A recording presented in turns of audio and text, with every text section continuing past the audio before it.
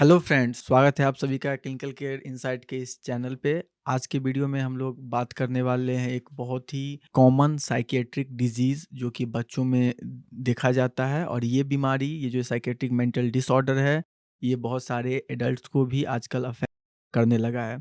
मैं एक चीज़ जो आप लोगों को वीडियो के स्टार्टिंग में ही एडवाइस करने वाला हूँ वो ये है कि जो मैं सिम्टोमेटोलॉजी, जो लक्षण मैं डिस्कस करूँगा इस बीमारी का, वो लक्षण बहुत ही कॉमन है, बहुत ही आम है। तो आप खुद को सेल्फ डायग्नोस नहीं करिएगा। और दूसरी बात, इस डिजीज़ को डायग्नोसिस करने के लिए बहुत ह्यूज एक्सपीरियंस की आवश्यकता है, जो कि एक साइकियाट्रिक या फिर किसी क्लिनिकल साइकोलॉजिस्ट के पास होता है। वीडियो में आगे बढ़ने से पहले मैं आप सबसे ये रिक्वेस्ट कर रहा हूँ कि हमारे चैनल पे बहुत सारे पॉडकास्ट ऑलरेडी अपलोडेड है, आप उन सभी पॉडकास्ट को देखें। और अगर आपको अच्छा लगे तो हमारे चैनल को सब्सक्राइब करें और अपने दोस्तों के साथ शेयर भी करें। तो जो डिजीज़ हम लोग आज डिस्कस करने वाले हैं उसका नाम है ADHD, attention deficit hyper activity disorder. ये बीमारी में होता क्या है, तो ये बीमारी बेसिकली आपके मेंटल जो प्रोसेसेस हैं उसको अफेक्ट करता है, ठीक? और दूसरी चीज़ जो इस बीमारी में होता है वो ये है कि आदमी के ऊपर जो खुद का कंट्रोल होता है। जनरली हम लोगों के ऊपर एक सेल्फ कंट्रोल है कि हाँ, हम लोग को एक्टिविटीज़ करने हैं, डे टू डे वर्क्स हम लोग को काम करने होते हैं। लेकिन उस काम में हम लोग लिमिटेशंस भी डालते हैं कि जिससे कि कोई दूसरा प्रॉब्लम में ना जाए, कि किसी दूसरे को उससे अफेक्ट नहीं हो। लेकिन इस बीमारी में इंसान भूल जाता है कि उसके वो जो एक्टिविटी कर रहा है वो दूसरे को हार्म भी कर सकता है या फिर खुद के लिए भी हार्मफुल है। तो एक्चुअली ये जिस जिस व्यक्ति के अंदर में ये बीमारी होता है, ये उसका प्रॉब्लम नहीं है, ठीक? ये उसके मेंटल जो सर्किट्स है, जो न्यूरोनल सर्किट्स है, उसमें बहुत सारे डिस्टर्बेंस हो गए होते हैं, जिसके कारण पेशेंट्स को ये आभास नहीं होता है, ये रियलाइज़ नहीं होता है कि वो दूसरे को हार्म कर रहा है या खुद के साथ वो हार्म कर रहा है, ठीक? तो क्या-क्या लक्षण है इस बीमारी के?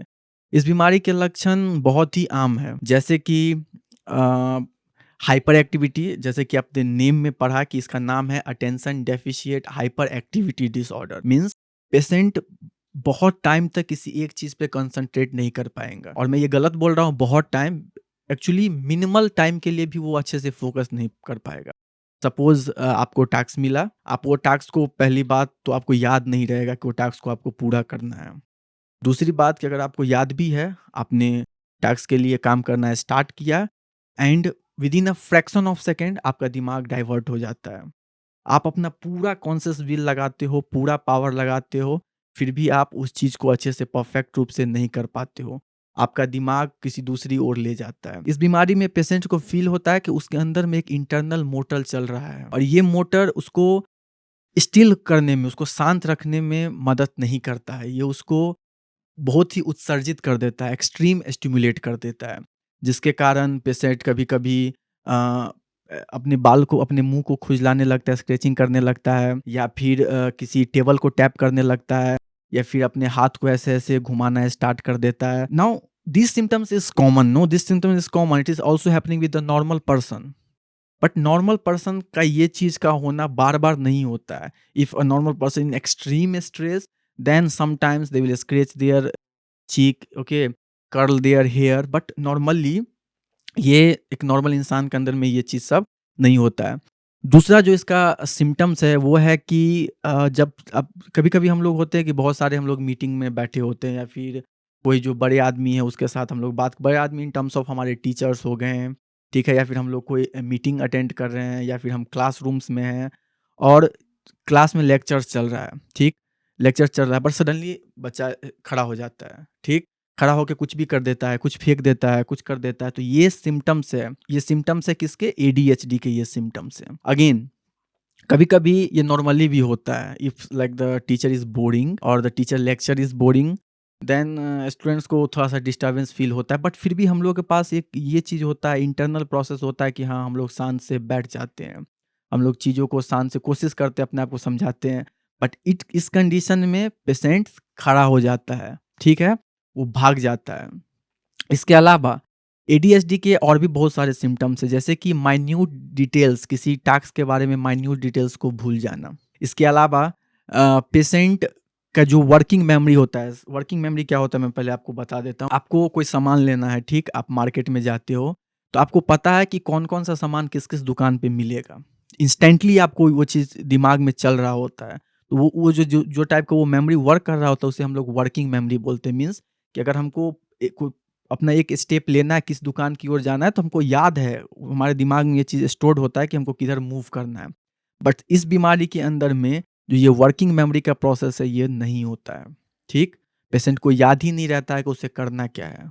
ये चीज़ पेशेंट भूल जाता है। ये बीमारी एक्सेसिव बोलना, इस बीमारी में ये भी देखा गया है कि जो पेशेंट होते हैं वो बहुत ही एक्सेसिव बोलते हैं, ठीक? दूसरे को बोलने देते ही नहीं। उनके अंदर में लाइक पेशेंस का जो एक प्रोसेस होता है, एक अंदर में एक पेशेंस होता है कि सामने वाले को बात खत्म करने देना है, फिर बोलना है। बट इस बीमारी के अंदर में ये जो वेटिंग प्रोसेस है कि इंसान को वेट करना पड़ता है कुछ देर के लिए कि सामने वाला बोलना खत्म करेगा फिर मैं बोलूँगा। ये प्रोसेस भाई साहब पूरे तरीके से खत्म हो जाता है पेशेंस के अंदर में। ये वेटिंग पीरियड का जो टाइम पीरियड है, ये पेशेंट के अंदर में नहीं होता है। इसके अलावा क्वेश्चन खत्म होने से पहले ही आंसर करना, फाइन। इसके अलावा ये जो बीमारी के सिम्पटम्स है, ये सिम्पटम्स आगे जाके और सीवियर्स हो जाते हैं। अगर इस ये सिम्पटम्स हो गया, जैसे कि मैंने आपको बताया, चीज़ों को फॉरगेट कर जाना। सबसे बड़ा है कि अटेंशन किसी चीज़ पे नहीं पे करना, ठीक है? अटेंशन हो ही नहीं पाने, ये पेशेंट का गलती नहीं है भाई साहब, ये उसके अंदर में मैं आपको अभी बताऊँगा थोड़ी देर में कि एक्चुअली होता क्या है उनके ब्रेन में जो ये सिम्पटम्स सब होते हैं। ठीक, तो ये पेशेंट का गलती नहीं है, तो अटेंशन का कमी हो जाना, इसके बाद हाइपर एक्टिविटी, क्लिम्बिंग करना, किसी चीज़ पे छड़प के भाग जाना, ठीक है? इसके बाद सडनली स्टैंड अप हो जाना, स्क्रैचिंग करना, जाके सामान को मतलब सबको स्मैश कर देना, ठीक है? इसके अलावा जैसे मैंने आपको बताया कि पेशेंट्स माइन्यूट डिटेल्स भूल जाते हैं, बहुत ज़्यादा बोलते हैं, उनके अंदर में वर्किंग मेमोरी का डेफिशिएंसी हो जाता है। इसके बाद जो टास्क के लिए जो माइन्यूट डिटेल्स है वो नहीं होता, और इसके अलावा जो वर्क सस्टेन्ड मेंटल एफर्ट माँगते हैं, sustained mental effort in terms of कि आपको जैसे कि क्रिकेट खेलना है सपोज़, तो क्रिकेट खेलना it need ample amount of practice, इसमें आपको प्रैक्टिस की आवश्यकता होती है। तो one day you will go, okay, you tried your best, next time you think, oh my god, this is very tired process, no I can't, I can not, it take the time, it take the huge energy. तो जो जो काम sustained mental effort डालते हैं वो ये चीज़ नहीं करते। लेकिन ये चीज़ देखा गया है इस कंडीशन में कि एडीएचडी के बच्चों को अगर आप वीडियो गेम देते हैं, अगर एडीएचडी के जो पेशेंट है और उसको अगर किसी चीज़ में इंटरेस्ट है, तो भाई साहब उसमें वो पागलों की तरह मेहनत करते हैं। Are you getting my points? तो ऐसा नहीं है कि, लेकिन नॉर्मली हम लोगों के अंदर में ये होता है कि हाँ, कभी-कभी कोई चीज़ हम लोग को डिस्टर्ब करता है। I mean like we are not interested, but although we try to give our best at least. Okay, हम लोग कोशिश करते हैं कि उस चीज़ में हम लोग अपना सर्वश्रेष्ठ दें, अपना बेस्ट दें। एंड या many times will fail, but again हम लोग कोशिश करते हैं कि हम लोग ये जो नहीं भी अच्छा लग रहा है जो चीज़, उसके साथ हम लोग एक स्मूथ रिलेशनशिप में उस चीज़ के साथ बना के रखें। बट इस कंडीशन में पेशेंट्स कोई अटेंशन नहीं देता है, ठीक? कोई अटेंशन नहीं देता, उसको कोई केयर नहीं है इस चीज़ का। और दूसरी बात है कि ये सोसाइटी के साथ अलाइन्ड नहीं करते हैं। मतलब कि सोसाइटी के लिए हम लोग का एक रोल होता है, सोसाइटी के लिए हम लोग का एक रोल होता है, एक नागरिक के रूप में हम लोग का रोल होता है कि हम लोग कुछ-कुछ रूल्स एंड रेगुलेशंस फॉलो करें। बट इस कंडीशन में ये देखा गया है कि पेशेंट्स एंटी सोशल्स हो जाते हैं, ठीक है? वो जो सोशल बिलीव है, सोशल डोग्मास है, सोशल रूल एंड रेगुलेशन है, उस सबको अवॉइड करना स्टार्ट कर देते हैं। एंड अगेन ये चीज़ नॉर्मल पर्सन में भी होता है, बट नॉर्मल पर्सन ये चीज़ इंश्योर करता है कि हाँ भाई साहब, मेरे को सोसाइटी के रूल एंड रेगुलेशन में ज़्यादा दिमाग नहीं लगाना है, बट अगेंस्ट वो उसके अगेंस्ट नहीं जाता है। They have their own limitation, they have their own set of boundaries, ठीक? उस बाउंड्रीज के अंदर में ही वो वर्क करता है और उससे सोसाइटी को भी कोई प्रॉब्लम नहीं होता है। बट एडीएचडी के पेशेंट्स सोसाइटी के अगेंस्ट भी है और उसको सोसाइटी से प्रॉब्लम भी होता है। सोसाइटी को भी प्रॉब्लम होता है पेशेंट से, और पेशेंट को भी प्रॉब्लम होता है सोसाइटी से। तो ये सारे कुछ सिम्पटम्स हैं एडीएचडी के, और अगेन मैं आपको शुरू में ही वार्न कर दिया था, नॉट वार्न किया था, एडवाइस दिया था कि आप इसे सेल्फ डायग्नोस नहीं करेंगे, just because it needs a huge expertise, a huge experience to diagnose properly. Now the another thing which हम लोग को समझना पड़ेगा वो ये है कि ये बीमारी स्टार्ट होता है बचपन से। बचपन इन द टर्म्स जब हम लोग 12 साल से कम की आयु में होते हैं, 12 साल के कम की एज में होते हैं, तभी से ये सिम्पटम्स दिखना स्टार्ट हो जाते हैं, जो पहला क्राइटेरिया है डायग्नोसिस का। सेकेंड चीज़ जो आपको ये समझना पड़ेगा इस बीमारी के बारे में, वो ये है कि पेशेंट, ये जो सिम्पटम्स मैंने आपको बताए हैं, ये सिम्पटम्स ना ही सिर्फ घर पे शो करते हैं, वो कम से कम 2 सेटिंग्स मतलब कम कम से कम 2 तरह के वर्क प्लेस पे शो करे। अगर बच्चा है सपोज़ तो ये सिम्पटम्स उसके घर पे भी उसको होता है, ये सिम्पटम्स उसके स्कूल में भी होता है, इवन ये सिम्पटम वो जहाँ पे खेलने जाता है वहाँ पे भी होता है, जहाँ पे वो एक्स्ट्रा करिकुलर एक्टिविटीज़ करते हैं वहाँ पे भी होता है। तो मोर देन 1 सेटिंग होना चाहिए और कम से कम जितना मैंने आपको सिम्पटम्स बताया है, डीसीएम एक बॉडी है, एक ऑर्गेनाइज़ेशन है जो बेसिकली मेंटल डिसऑर्डर्स को क्लासिफ़ाई करता है। तो डीसीएम-4 में ये चीज़ बताया गया है कि कम से कम 6 से 7 सिम्पटम जितना सारा मैंने सिम्पटम्स बताया इसमें से 6 से 7 सिम्पटम्स कम से कम प्रेज़ेंट होने चाहिए। 12 साल के कम के आयु से ही ये सिम्पटम्स स्टार्ट होना चाहिए और कम से कम 1 से ज़्यादा सिटी, 1 से ज़्यादा जगह पर ये सिम्पटम्स दिखने चाहिए। तब डायग्नोज़ कर सकते हैं बट अगेन हम लोग मेंटल बीमारी के बारे में जजमेंट करना is something which is really challenging, extreme challenging because the things which may be normal for you and वो मेरे लिए अबनॉर्मल हो सकता है। Are you getting my point? So mental disease को डायग्नोज़ करना is something challenging and also the treatment is even the more challenging. Now तो हम लोग ने समझा कि क्या-क्या इसके फीचर्स हैं और क्या होता है एडीएचडी और कैसे इसको डायग्नोसिस किया जाता है और किस एज ग्रुप को अफेक्ट करता है। एक चीज़ जो मैंने आपको अभी नहीं बताया वो ये है कि अगर बचपन में लाइक 12, 14, 15, 16 साल के अंदर में ही अगर इस बीमारी को नहीं एड्रेस किया जाए, अगर नहीं क्योर किया जाए, देन ये बीमारी आगे जाके 2 सीवियर बीमारी में कन्वर्ट हो जाता है। ठीक है? पहला पहला को बोलते हैं हम लोग adult anti social personality disorder और दूसरा है कंडक्टिव डिसऑर्डर। इन डिजीज़ में क्या होता है तो पेशेंट सोसाइटी के टोटली अगेंस्ट हो जाता है। They don't like the society, they don't like the rule and regulation of society, उन्हें कोई परवाह नहीं है। वो फाइट करते हैं, वो झगड़ा करते हैं, वो सर्टेन अल्कोहलिक पेशेंट बन जाते हैं। इवन वो जानवर के साथ अच्छा बर्ताव, अच्छा बिहेवियर नहीं करते हैं and like they are like out of mind. Okay?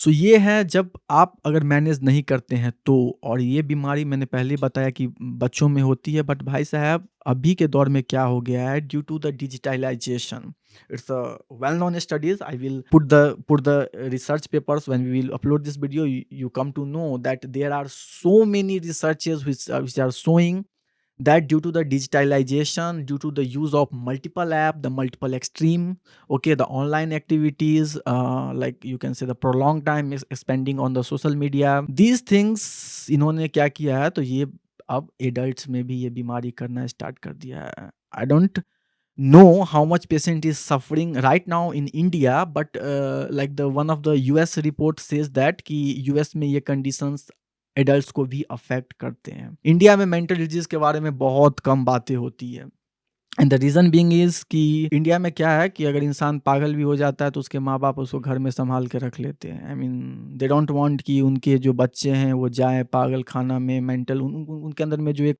Perception है मेंटल डिजीज़ के बारे में वो बहुत ही क्लासिक है। ठीक है? तो अभी भी मैं बहुत बहुत सारे पेशेंट को देखा हूँ गाँव में भी ऐसे ही वो लोग घूमते रहते हैं या अगेन खाना-पीना उनको मिलता है बट या आगे वो क्या करेंगे उनका फ्यूचर फ्यूचर लाइक सिक्योर नहीं है because the treatment is not going on and patient is still happy they are living but there is no future first of all. तो ये इंडिया में ये चीज़ होता है एंड एज़ आई एक्सपीरियंस कि इंडिया में टॉप इंस्टीट्यूट है मेडिकल लाइक मेंटल डिजीज़ को मैनेज करने के लिए। Taking the example of the Bangalore, the NIMHANS is one of the I mean the institution which have the international importance and even हम लोग जो वहाँ पे जाके विजिट कर चुके हैं and they are managing the diseases they have the I mean every advance features okay which helping in to manage the disease. So ADHD के बारे में जो मैं आपको बता रहा हूँ एडल्ट और ये digitalization socializations like the use of the multiple apps ये चीज़ सब अफेक्ट करता है एंड द सब्सटेंस यूज़ अगर बच्चे को अगर उसके चाइल्डहुड पीरियड टाइम पे ही नारकोटिक चीज़ों के एक्सेस मिल जाए like the cannabis you can से the codeine, nicotine, the smoked forms and even certain drugs like the amphetamines or certain psychiatric antipsychotic drugs okay like the LSDs you can say there are many more drugs okay अगर दारू I mean like the alcohol या इस चीज सब के ऊपर अगर access मिल जाए बचपन से ही अगर बचपन से मिल जाए and if there will be a withdrawn sudden withdrawn then a child will experience these symptoms. They invite this ADHD. Okay, so substance use का भी बहुत सारे रिसर्च में रिपोर्ट किया गया है कि उसके कारण भी ADHD हो जाता है, और एडल्ट में अगर इसको मैनेज आप नहीं कीजिएगा तो जैसे मैंने बताया कि anti social adult personality disorder जो होता है वो हो जाता है, and it's and up with the so many catastrophic, you can say, the results. There are so many symptoms. Fine. So these are the symptomatology, ये कुछ सिम्टम्स थे। इसके अलावा मैंने आपको ये भी बताया कि किस किस में ये डिजीज हो सकते हैं, या if we talking about the gender basis then it's the male who is more prone as compare to the female. Male में ये चीज़ ज़्यादा देखा जाता है फीमेल की अपेक्षा। इसके अलावा जो चीज़ आपको इस बीमारी के बारे में दिमाग में रखना है वो ये है कि इट्स नॉट ऑलवेज कि सब्सटेंस यूज़ हो गया या ये हो गया, ये कैसे होता है? तो जितने भी सारे साइकियाट्रिक डिजीज़ेज़ हैं, ठीक है? उन सभी डिजीज़ों में ये डिजीज़ एक ऐसा डिजीज़ है जो सबसे ज़्यादा इनहेरिटेड होता है। मतलब कि अगर आपके माता-पिता को ये डिजीज़ है, then there will be a much more probability that you will also have this disease. जितने भी सारे साइकियाट्रिक डिजीज़ है, and it is the one of the most heritable disease among all the psychiatric diseases, among the all the psychiatric diseases. तो genetic predisposition है, genetic affect करता है, and higher chances है कि अगर आपके पेरेंट्स को है तो then there is a 75% chance कि बच्चे को होगा, and this is called as the concordance या इनहेरिटेंस बेसिकली।